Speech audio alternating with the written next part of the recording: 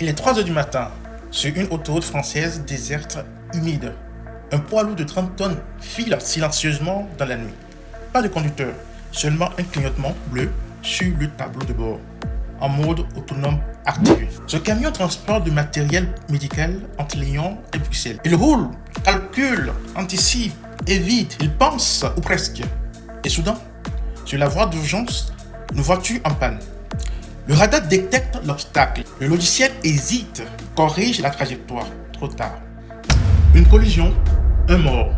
Une question vertigineuse. Qui est responsable quand le conducteur n'existe plus? Dans une décennie, le monde du transport vit sa révolution silencieuse. Des camions capables de rouler seuls, d'éviter les collisions, de stationnement, d'ajuster leur vitesse selon le trafic.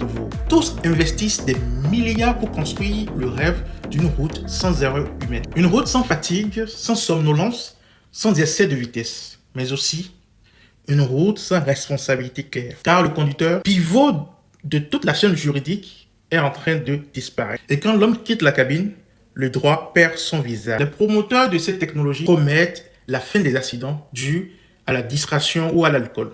Pourtant, dans les couloirs des tribunaux, une inquiétude monte. Quand la machine se trompe, à qui la faute? Le conducteur, le codeur, l'entreprise de transport ou personne? Car dans la logique juridique classique, la faute suppose une conscience. Une affaire inédite secoue la doctrine.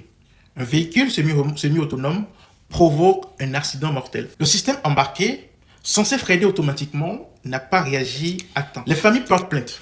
Le conducteur plaide le bug informatique. La Cour reconnaît qu'un défaut immatériel, comme un dysfonctionnement d'algorithme ou une mauvaise mise à jour du logiciel, peut engager la responsabilité du producteur au même titre qu'un vice mécanique. En clair, le bug devient une faute, même invisible, même numérique. Cette décision discrète, à première vue, bouleverse le droit européen. Elle marque la fin d'une ère, celle où le logiciel échappait à la faute civile. L'ordinateur ne conduit plus seulement le camion, il conduit aussi le juge vers une nouvelle responsabilité. Mais qu'en est-il en France? Dans ma prochaine vidéo, nous plongerons au cœur du droit français, un droit fondé sur le Code civil de 1804. Comment adapter nos tests à des véhicules qui n'ont ni volant ni conscience? À très vite pour la suite.